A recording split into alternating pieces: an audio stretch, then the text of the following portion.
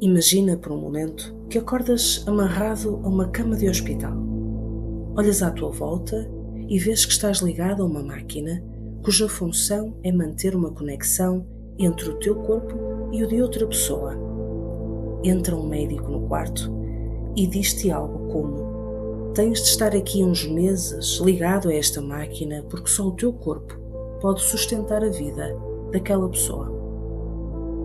Achas que há alguma coisa que possas ter feito que justificasse que te prendessem contra a tua vontade?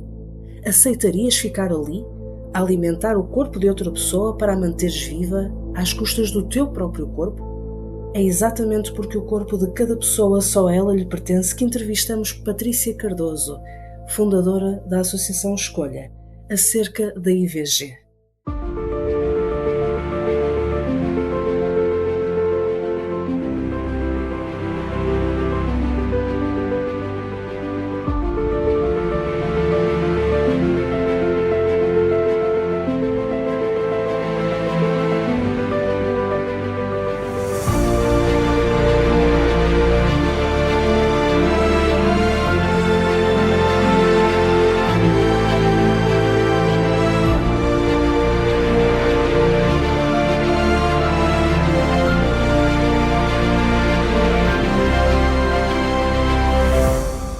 Atenção! Vamos entrar no território da irreverência, por isso contém com linguagem direta e temas desafiantes. Este podcast tem um caráter meramente informativo e não deve ser considerado como aconselhamento profissional qualificado de qualquer tipo. As opiniões expressas neste podcast podem não ser as da anfitriã ou as da Associação Ateísta Portuguesa. Saudações, caros primatas pensantes, o meu nome é Eva Monteiro e com a Associação Ateísta Portuguesa trago-vos o podcast quinzenal Homo Sem Deus. Aqui desmontamos crenças com humor, exploramos histórias pessoais de ateus e desafiamos tabus numa sociedade cada vez mais dividida pelas crenças religiosas.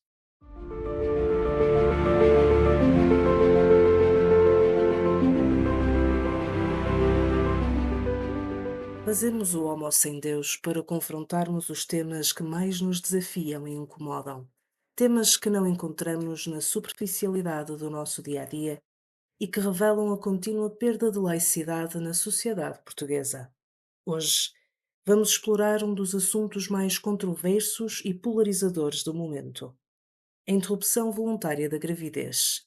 Preparem-se, porque o que vão ouvir hoje pode chocar, incomodar e até revoltar.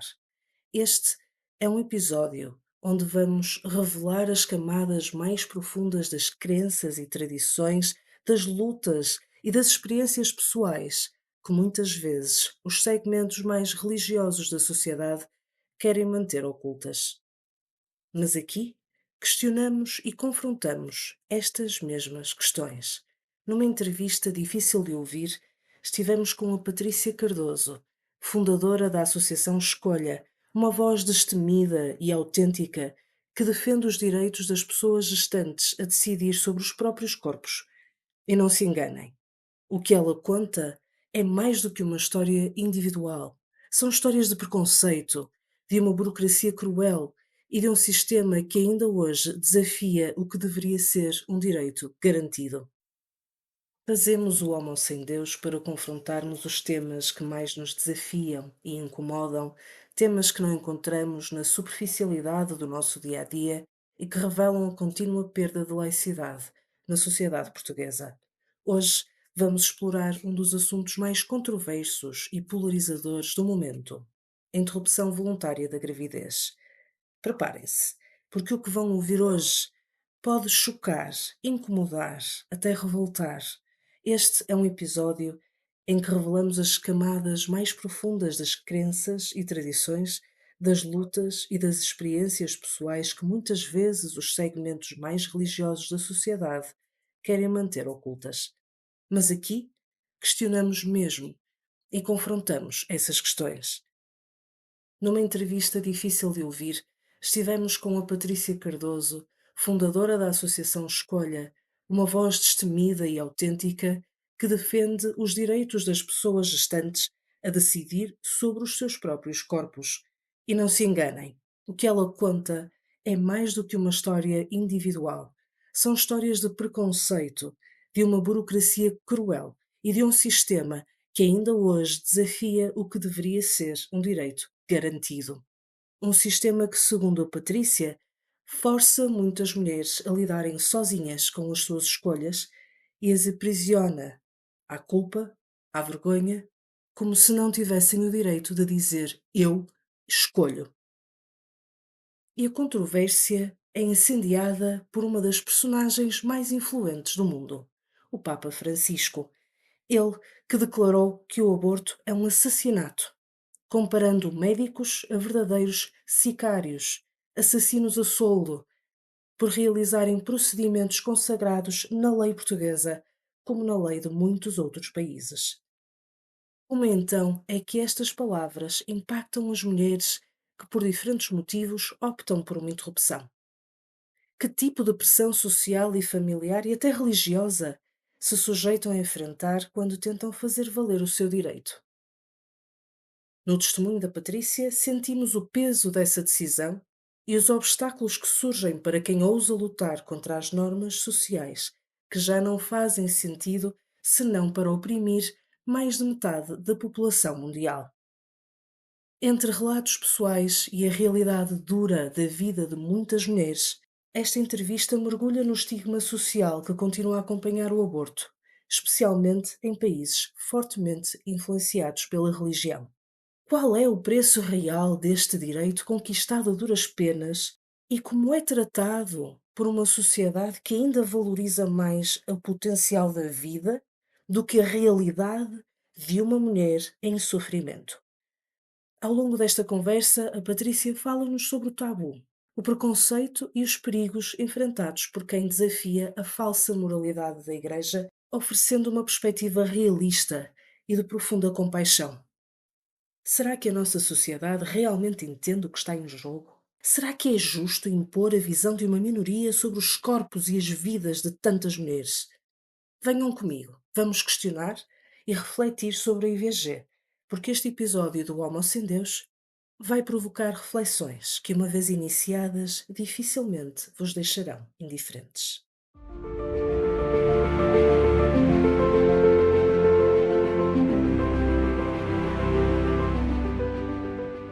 Meus queridos primatas pensantes, se estão a gostar deste episódio, sigam-nos nas redes sociais da Associação Ateísta Portuguesa para mais conteúdo exclusivo.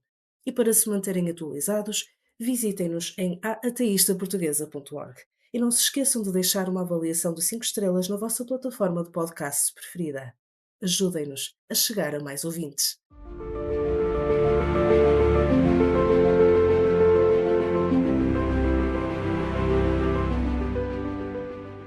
Patrícia Cardoso é a fundadora da Associação Escolha, tem 37 anos e é de Santarém.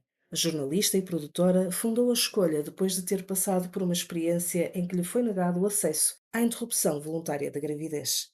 A partir desse momento começou a perceber que a lei em vigor não é aplicada com a devida fiscalização, que muitas pessoas passam por processos absurdos de preconceitos e negação de um cuidado médico.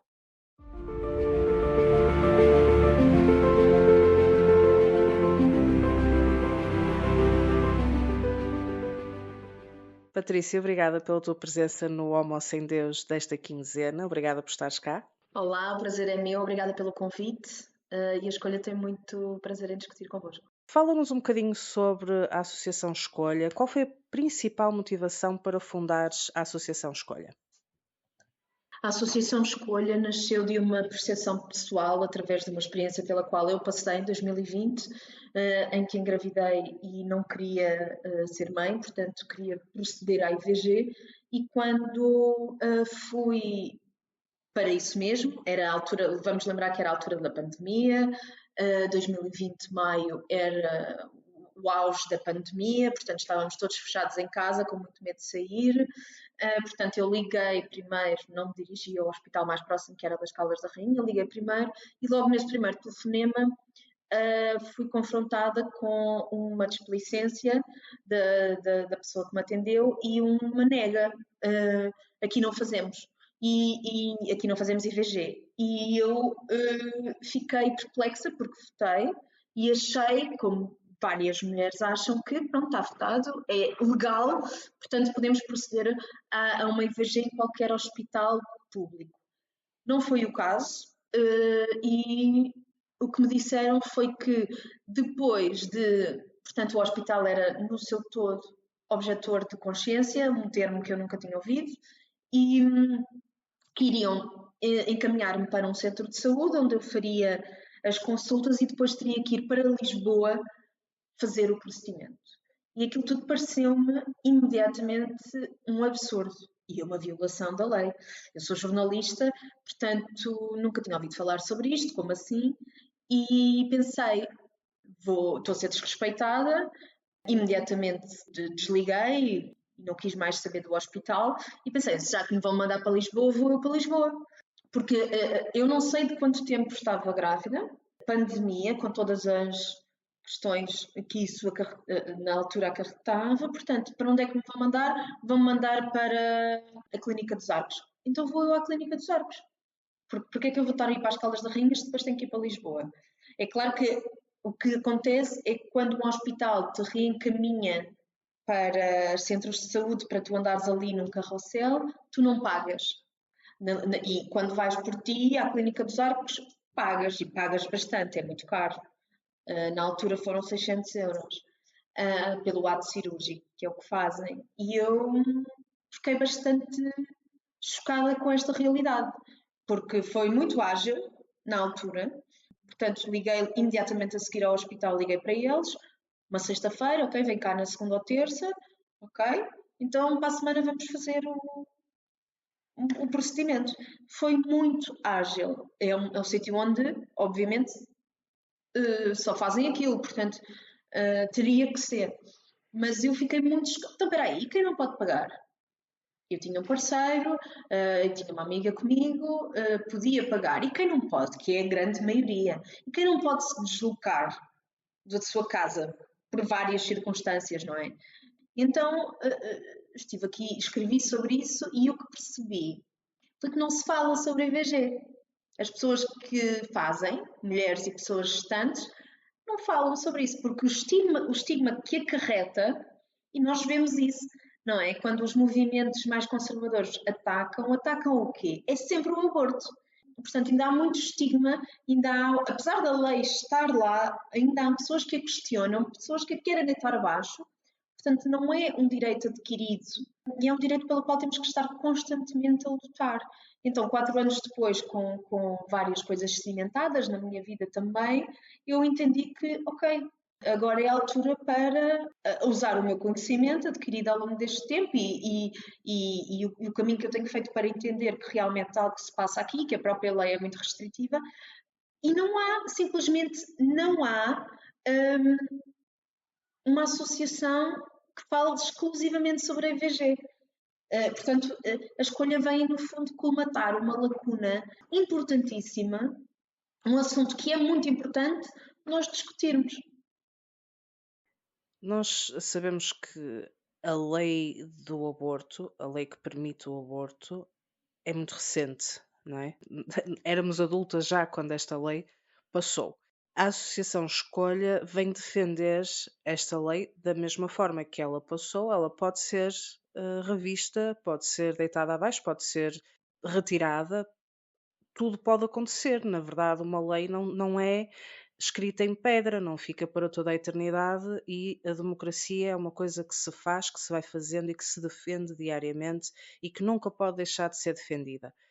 Com que ações é que a Associação Escolha está a fazer esta defesa da lei da IVG? Quais são os vossos planos? Muito concretamente, primeiro que tudo, dar a conhecer a lei. Porque muita gente não sabe que a própria lei tem os entraves todos para que a mulher ou pessoa gestante não consiga fazer uma IVG. E isso é muito grave, porque no fundo uma mulher entra num hospital, num estabelecimento público de saúde e não sabe os seus direitos, aquilo que vai enfrentar, só quer fazer. E o que acontece na lei é que há entraves muito claros. E nós percebemos isso ao falar com as pessoas que não sabem nada do que está em torno da lei. E esta ignorância geral, eu própria, vamos falar de nós, acima de tudo, foi uma desconstrução, porque até teres que passar por uma IVG, a verdade é que é um assunto que não se fala entre amigos, não se falava há 4 anos, afinal tinha amigos que tinham, amigas que tinham feito e eu não sabia, que é uma coisa que tu interiorizavas e não sabias, não sabia nada da lei, tinha votado, mas que tu vais votar, sim, sim, a IVG, e não sabes que tem restrições muito claras para te levar a não fazer. Existe aqui uma construção que a escolha quer fazer de conhecimento absoluto dos nossos direitos, porque o que está contra, o movimento que está contra e o movimento que quer mexer na lei, dificultar a lei, deitar abaixo a lei e tudo o que seja nesse aspecto, ganha muito com o facto de nós não sabermos. E isso é uma grande, grande vontade da escolha, é que nós possamos conversar e que as mulheres e pessoas gestantes que cheguem a um hospital digam: não, não, eu tenho direito. Não, não, são 3 dias. Não, não, são 5 dias. Porque, no fundo, isso enfraquece-nos quando a comunidade médica depois faz o que quer. É a terra sem lei nos hospitais e nos consultórios. E nós temos que nos munir da lei para travar isso. Portanto, a escolha atua muito nesta sensibilização e acho que partindo de um exemplo pessoal, portanto, eu falo na primeira pessoa, eu passei por isto, portanto, eu sei o que é. Acho que traz imediatamente um à vontade de as outras pessoas, é um espaço seguro para outras pessoas partilharem as suas experiências. Porque aquilo que eu percebo e que já presenciei em conversas que nos chamaram é que conversas em torno da IVG é muito a um nível muito académico e muito intelectual, nunca a um nível de experiência. E isso está erradíssimo, porque tu vais a uma conversa sobre IVG e tens o médico, que vai se proteger e vai proteger a sua comunidade, tens a jurista, que vai falar no geral, não sei o quê.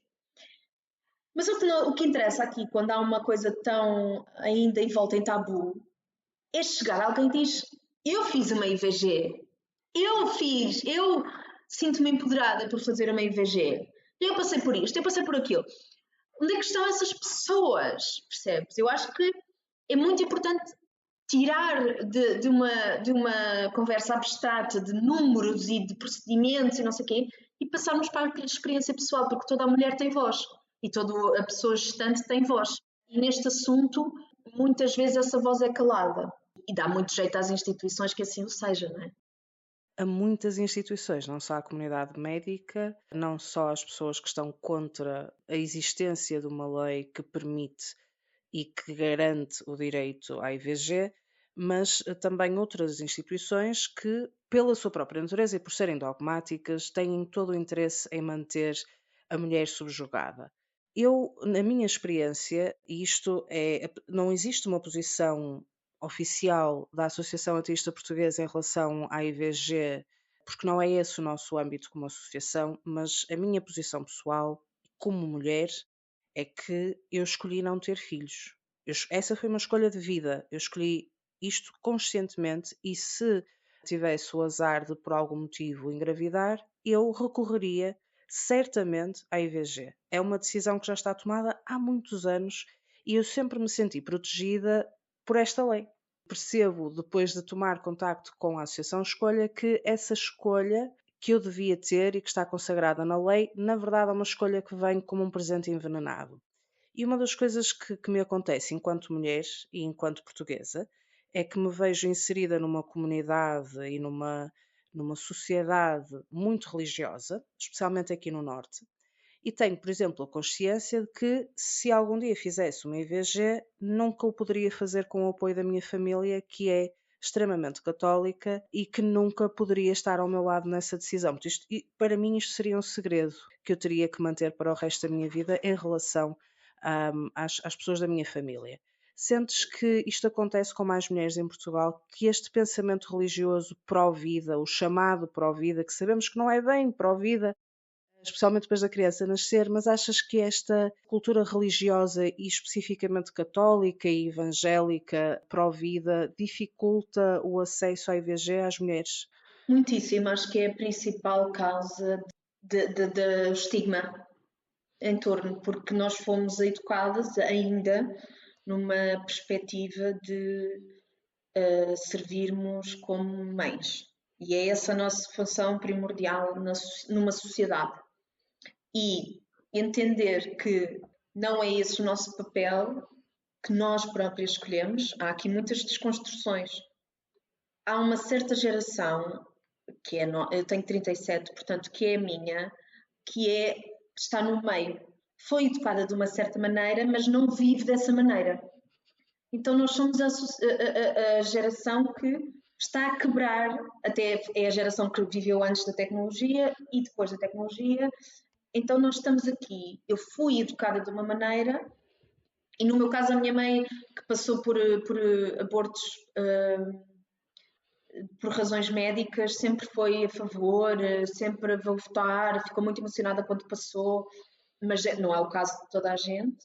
Mas lá está, a nossa função aqui foi não só votar, mas também trazer esse novo estilo de vida, que é o que nós escolhemos, para um lugar que ninguém sabe muito bem onde nos enfiar, não é?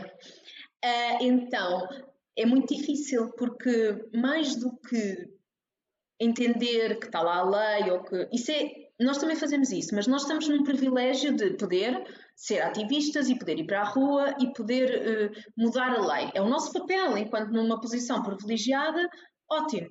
Mas eu estou aqui pelas mulheres, exatamente como tu disseste, que não podem fazer às claras, porque estão numa relação abusiva, pelas mulheres e pessoas gestantes, sempre, claro. Pessoas gestantes, então é outro patamar ainda de preconceito. Pessoas que estão em relações que estão a fazer às escondidas do parceiro. Como é que fazem para ir dias e dias para outro distrito? Não vão. Mulheres que, a maior parte das mulheres, até agora, estou a falar de casos concretos, que acompanhamos, estão sem parceiro. O parceiro não está nesta altura. Desapareceu, ou está lá mas não se quer envolver, ou é aquele parceiro satélite, tipo deixa a porta e não entra no hospital. Esta é a realidade de pessoas que não têm meios para se deslocar a outro distrito, porque o seu distrito é objeto de consciência, e estamos a falar em sítios como o Alentejo, por exemplo, em que tens horas para ir a outro hospital, portanto é uma loucura, isto é uma violação do nosso direito à saúde, direito fundamental. Nós temos que pensar em mulheres exatamente, se calhar tu terias os meios, mas há muita gente que não tem e que está muito inserida nesses lugares, que na sua cabeça já tem decidido um estilo de vida para si, mas que para viver esse estilo de vida tem que romper com o seu passado e com o seu entorno. E isso é muito injusto, porque tu tens de ser uma coisa para a tua família ou para a tua comunidade mais perto, que não és. Porque é que uma mulher tem que esconder, uma mulher, estou a falar no nosso caso, não é? Uma pessoa gestante, porque é que uma pessoa tem que esconder que fez uma IVG? Não tem. Não tem que, tal como tu não vais ali para o café, bom dia, acabei de fazer uma IVG. Não é assim. Mas vou-me ausentar. Onde é que estás, filha? Estou no hospital, vim fazer uma IVG. Qual é o problema? E falarmos entre amigas. E falarmos entre amigos. E falarmos entre pessoas que conhecemos e que podem estar a passar. E deixarmos essa porta aberta. E falarmos nas escolas. Porquê? Não pode ser. Mas a mudança, mais uma vez, parte de nós. Nós já estamos a levar com isto. E ainda temos que ser nós a mudar isto. E nem toda a gente tem o privilégio, porque eu acho que o privilégio é uma responsabilidade, não é apenas um privilégio, de ter uma experiência positiva como eu tive. De ter uma experiência de, espera aí, temos que mudar aqui qualquer coisa. E eu ter os meios para tal. Muita gente não tem, portanto é a minha responsabilidade usar este privilégio para ser voz para todas aquelas mulheres, e chegam muitas à escolha, têm sido mulheres, mas pessoas gestantes, que nos chegam envoltas num estigma, envoltas num tabu, não posso falar, não posso ir ao médico, tive que ir fazer outro sítio porque conheci aos médicos. Assim, uma coisa, durante anos carregam este peso. Porquê? Porque é muito conveniente para esta sociedade patriarcal e católica deixar a mulher nesta culpa, não é? A culpa católica, uma culpa que é construída, não é tua, não é individual, é construída pela sociedade para te impingir um papel, para te moldar, para tu não saíres daqueles parâmetros onde eles te querem. E isso, e é por isso que sempre atacam o aborto, porque uma mulher livre dá muito Uma trabalho mulher livre dá imensas dores de cabeça. e questiona muitas coisas. Nós damos dores de cabeça, que é uma coisa terrível. Depois Exato. começamos a fazer para aqui associações ateístas, associações de escolha, isto dá uma dor de cabeça a muita gente. Inclusive a mulheres. Inclusive a mulheres, e aquilo que mais me custa muitas vezes é não sentir esse apoio por parte de mulheres. E eu acredito que existem, acredito não, sei que existem mulheres ateias, mesmo dentro da associação ateísta, que são contra a lei do aborto tal como ela é, ou de todo. E são outras ideias que talvez não sejam religiosas, mas muitas vezes, e na grande maioria das vezes, as pessoas que estão grávidas e que querem fazer um aborto, o grande argumento por parte da família, por parte dos amigos, e que é um argumento que vem da religião, e neste caso do cristianismo, porque estamos em Portugal, se estivéssemos noutro país seria de outra religião qualquer. Claro, claro. Falemos do nosso contexto. O nosso exemplo específico é católico e o argumento, pelo menos para mim, quando falei sobre estes assuntos com o meu pai, que é uma pessoa muito religiosa, católica, cristã, extremamente crente, o argumento principal, e que eu creio que é o que é mais utilizado pelas pessoas religiosas que estão contra a IVG, é que a vida e o direito à vida começa no momento da concepção. Nem tão pouco é no momento em que é formado o feto. É no momento em que tu acabaste de ter sexo e, por um mero acaso, o espermatozoide está ali a correr com a força toda que tem. Nesse momento, no momento em que ele entra no óvulo, está feita a vida e tu não podes fazer nada em relação a isso porque é a vontade de Deus. Como é que ajudarias uma mulher que está com esta mentalidade, que lhe foi dada este argumento, que lhe foi dado este argumento de uma forma opressiva, que está a ser psicologicamente manipulada para não fazer aquilo que é a sua vontade, que é não ter aquela criança, não ter aquele filho? Como é que farias o argumento contra esta ideia de que o direito à vida começa na concepção? Bom, esse direito à vida, nós não temos na lei salvaguardado que um óvulo tem direitos, não é? Por isso também teria deveres, como já cidadão e como já pessoa. Eu não acredito no argumento de pessoa em potência ou possível pessoa, esses argumentos parvos. A própria ciência, é porque é preciso desconstruir aqui muita coisa, mas vamos ao início.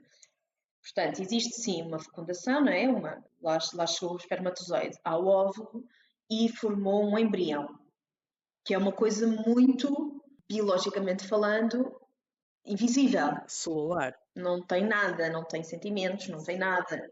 É apenas um conjunto de células ali, ok?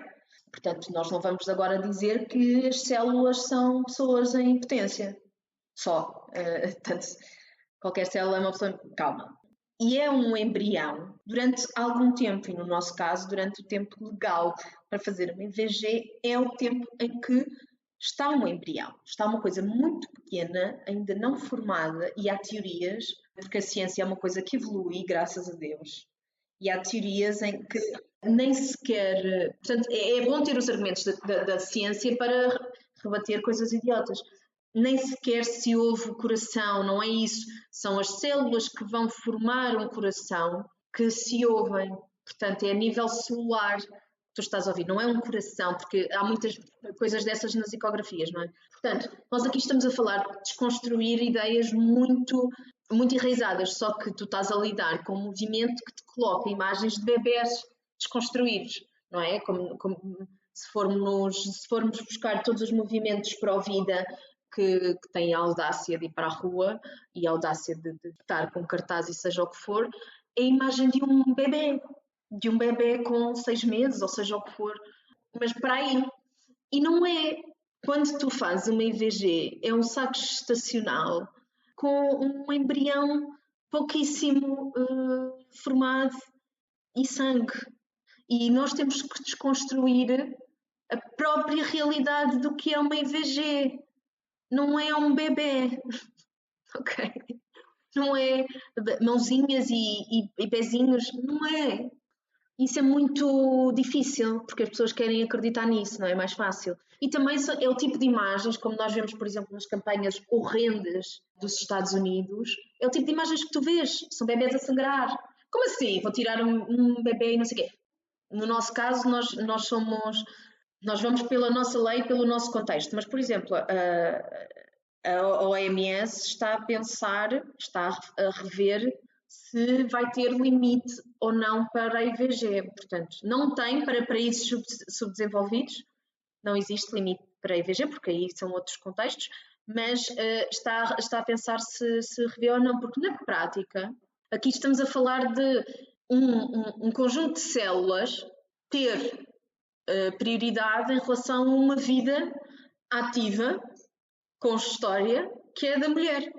Portanto, o que nós estamos aqui a dizer é que um conjunto de células tem prioridade sobre a tua vida. E isso vai em torno do papel que a religião quer e só vê a mulher. Faz-me alguma confusão como é que mulheres acreditam nisto, mas nós temos que pensar que o patriarcado serve-se de homens e mulheres. Okay? Há mulheres muito confortáveis no patriarcado e que usam esse poder para salvaguardar os interesses masculinos e os próprios em detrimento de outras mulheres.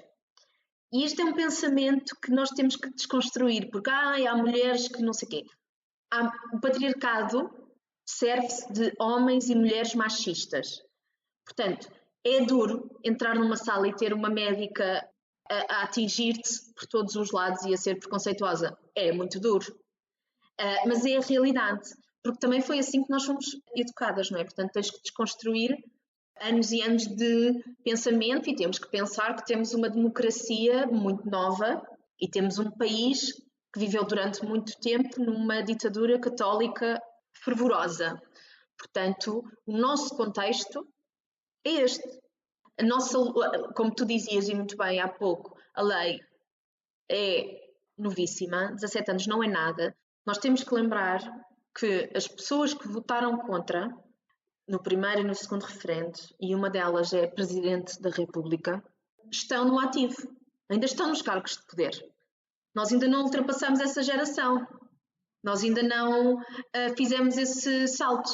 Portanto, nós estamos a lidar, no fundo, e muitas delas subiram, lá está, o Presidente da República foi um dos grandes ativos contra, pelo não.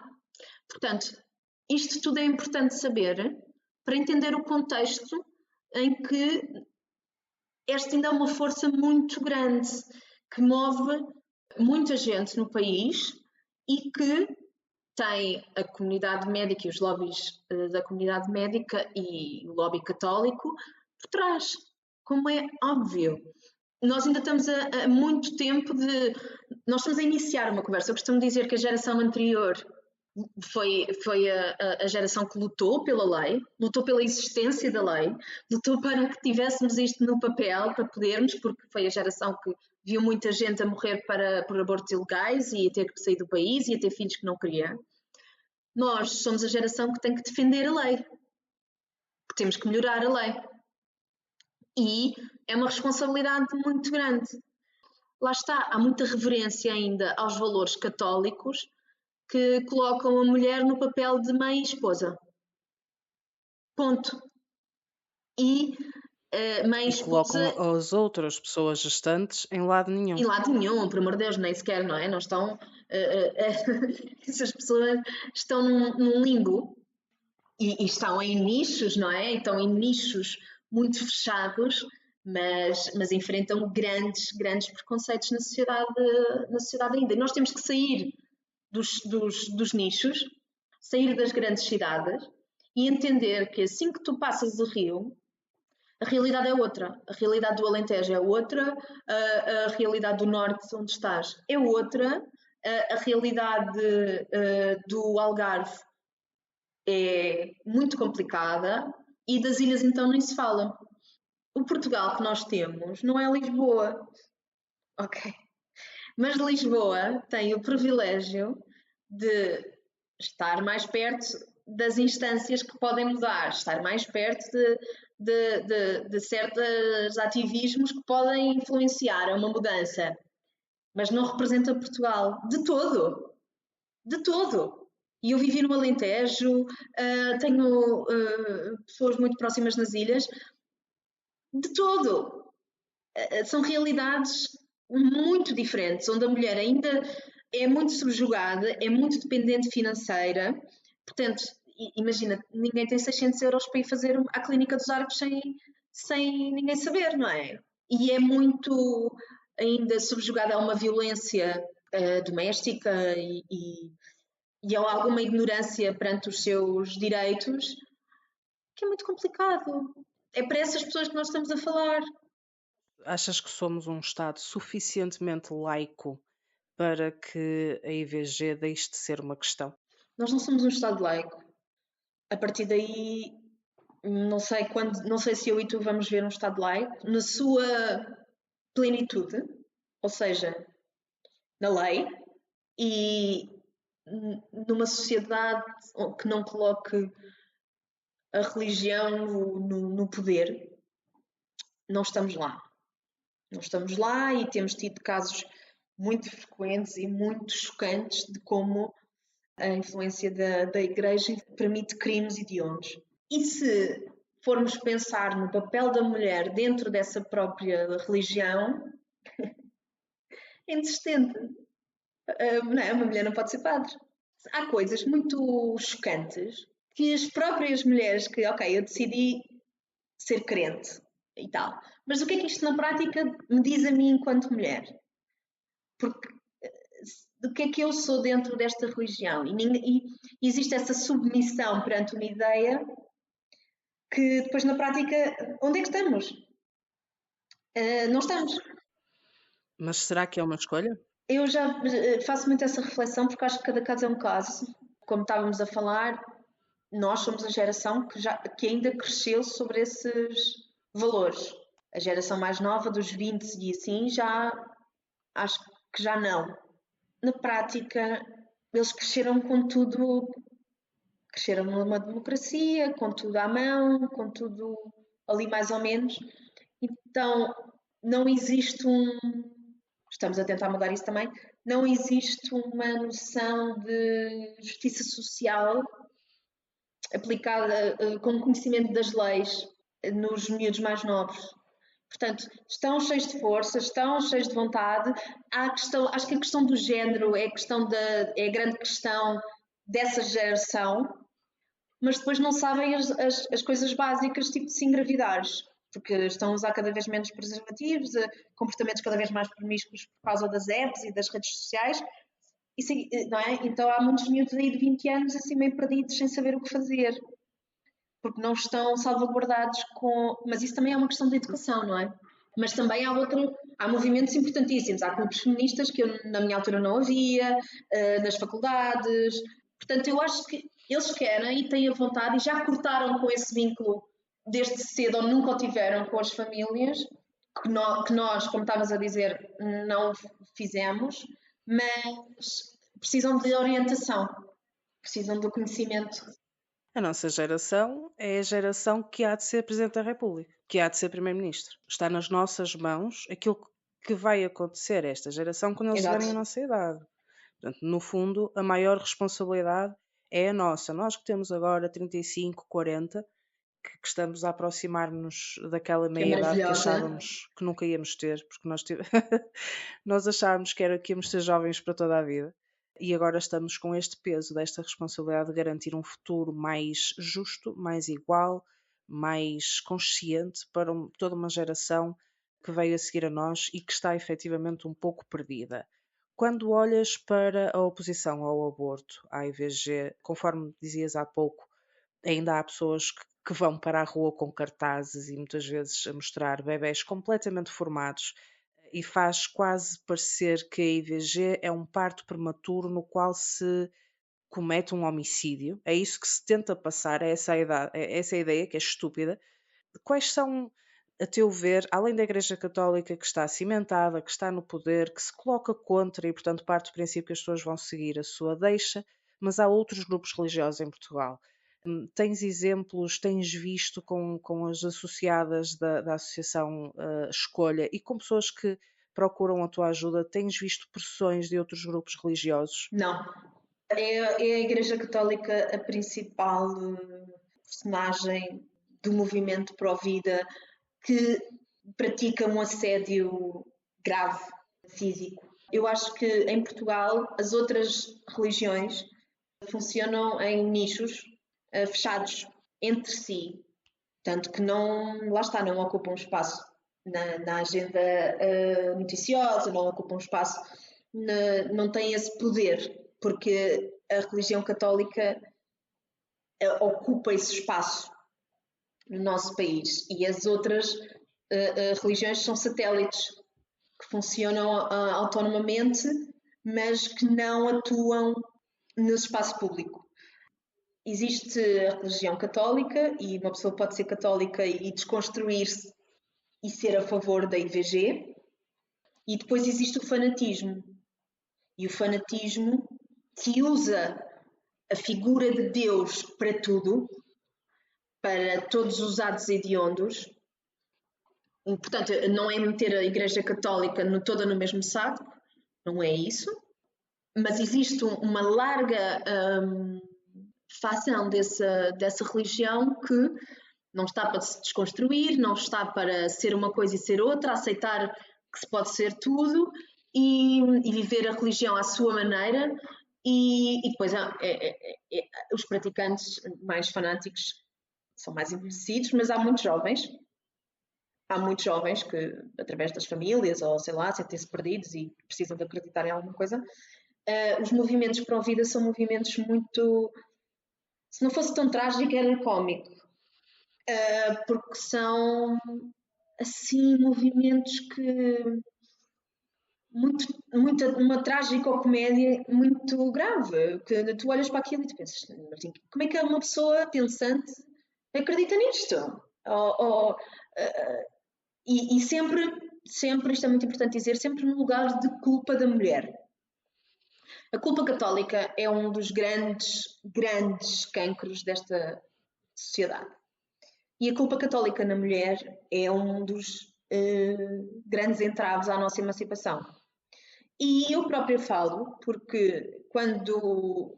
Eu não sou católica, nunca fui, mas quando eu descobri que estava grávida e ia fazer uma IVG, eu fui para a minha psicóloga a achar que eu ia sentir muita coisa.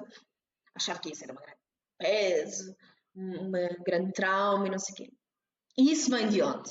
Vem desta culpa incutida e construída em nós, sabe-se lá como? Através de toda a nossa educação, através de ir a Fátima e ver lá as pessoas no chão, a esvair-se sem sangue, a achar que aquilo é alguma coisa que vai libertar, sei lá. Existe a culpa católica, simplesmente, não é? E ela desconstruiu-me isso muito rapidamente, porque é culpa porquê? É um peso porquê? É um trauma porquê? Se tu, olha para ti, não olhes para aquilo que é construído em teu redor, se tu não queres ser mãe e sabes isso, se tu queres fazer uma IVG, sabes que é um procedimento médico, como outro qualquer. É uma questão de saúde e é uma questão de liberdade individual para viveres a vida que queres. Porquê que estás a ir pelo caminho da culpa e do trauma?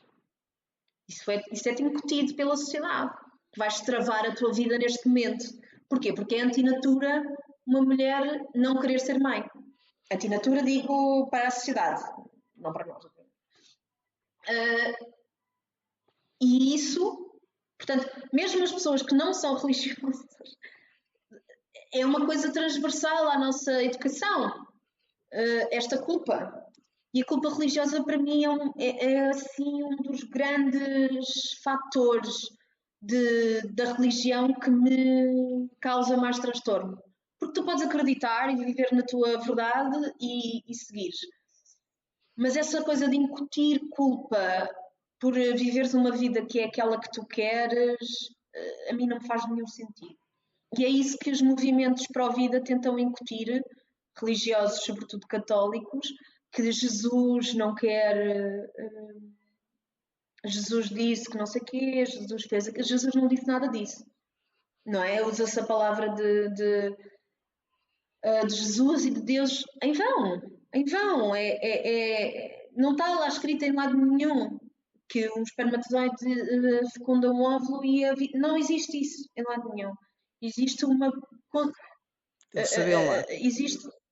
Eles também não sabiam como é que era feito o Exato. processo biológico. Exato. Não tinham conhecimento sequer para ter essa Portanto, tu estás compreensão. a tirar conclusões de que seria assim que eles querem, não sei o quê, mas não é verdade.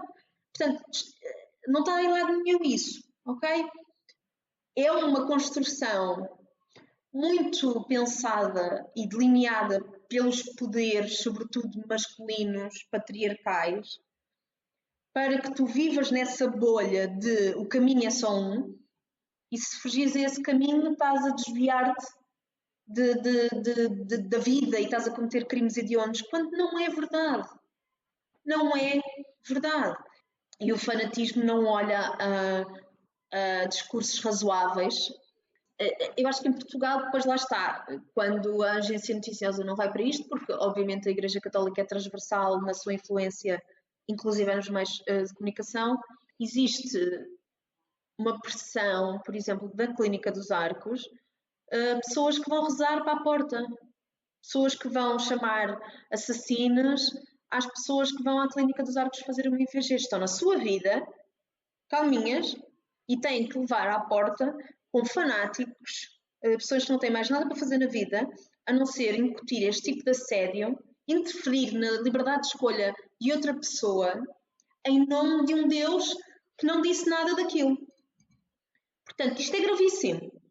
Isto é gravíssimo. Mas isto acontece com frequência, estarem pessoas a rezar à porta e a abordar-te? Serão mais, se calhar, evangélicos, testemunhas de Jeová? Será mais esse tipo de grupos?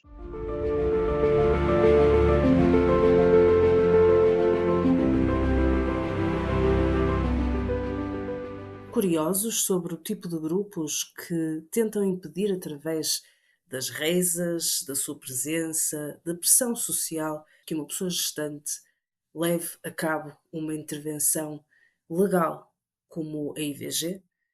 Então fiquem connosco na próxima semana para uma segunda parte desta entrevista com a Patrícia Cardoso. E até lá, primatas pensantes, se o vosso corpo é vosso, o corpo das outras pessoas a ela lhes pertence. Meu nome é Eva Monteiro e eu escolho ser Homo sapiens sem Deus.